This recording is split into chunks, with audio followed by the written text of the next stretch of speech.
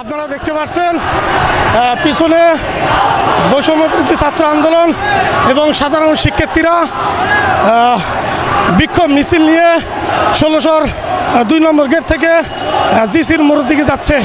আপনারা জানেন গত ৯ জুলাই এক সাধারণ ব্যবসায়ীকে বিএনপি যুবদলের কর্মীরা তাকে নির্মমভাবে হত্যা করে। সেই হত্যার প্রতিবাদে আজ সারা বাংলাদেশে বিক্ষোভ মিছিল হচ্ছে। আপনারা জানেন একটু আগে বাংলাদেশ জামাতে ইসলামী ছাত্র শিবিররা এক বিশাল বিক্ষোভ মিছিল নিয়ে তারা কিন্তু জিসির মোড়ের দিকে এগিয়ে গেছেন। আমরা এখন আছি সানমারের সামনে।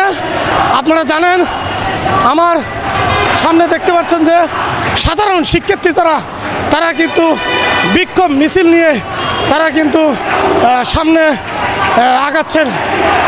আমরা কথা বলার জন্য চেষ্টা করব।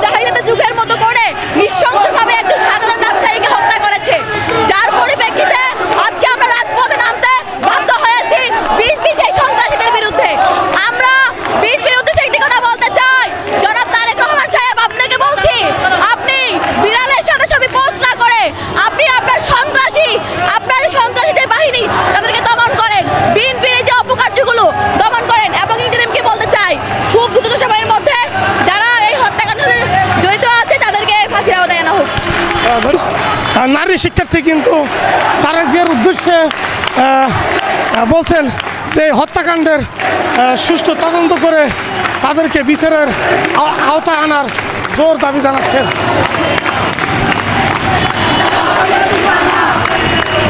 আমরা একটু কথা বলবো।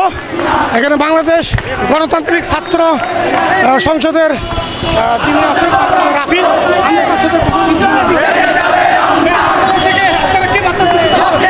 দেখেন এই নতুন বাংলাদেশে আবার কেউ নতুন করে কোনোরকম সন্ত্রাসবাদ কায়েম করতে পারবে না, কেউ চাঁদাবাজি করতে পারবে না, কেউ সিন্ডিকেট করতে পারবে না। যারাই সন্ত্রাসবাদ কায়েম করার চেষ্টা করবে তাদের বিরুদ্ধে আমাদের অবস্থান থাকবে, সে যেই দলেরই হোক।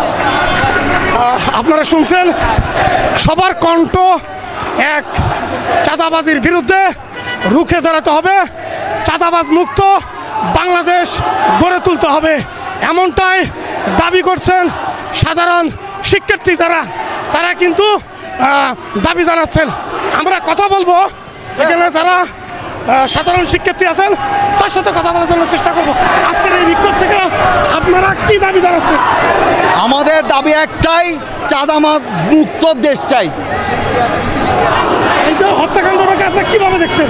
এই হত্যাকাণ্ডটাকে আমরা দেশের স্বৈরাচার হিসেবে দেখতেছি। আওয়ামী লীগ ফেসিস আমাদেরকে যে স্বৈরাচারী দেখেছে তার চেয়েও বড় স্বৈরাচারী বিএনপি নিয়ে আসতেছে।